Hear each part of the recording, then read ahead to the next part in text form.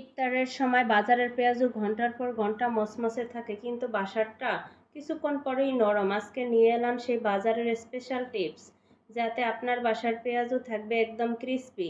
আমি নিয়েছি পেঁয়াজও মিক্স, এটা কিন্তু বাজার থেকে নয়, আমি ঘরেই তৈরি করেছি। এবার এতে অল্প পানি দিয়ে ভিজিয়ে রাখলাম 2 থেকে 3 ঘন্টা। সকালে ভিজিয়ে রাখলে সবচেয়ে ভালো, তবে যদি ভুলে যান তাহলে অন্তত 1 ঘন্টা আগে ভিজিয়ে রাখুন।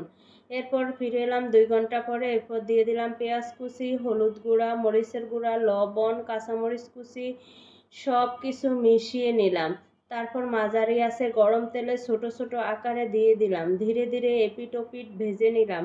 তৈরি বাজারের মতো মচমচে পেঁয়াজও। মজার ব্যাপার, বাহিরেরটা একদম ক্রিস্পি আর ভেতরটা নরম। ইফতারের দিলে সবার মন জয় করে নেবে। ট্রাই করে দেখুন একবার, বানালে বারবার বানাতে ইচ্ছে করবে। ভালো লাগলে ভিডিওটা শেয়ার করে দিবেন।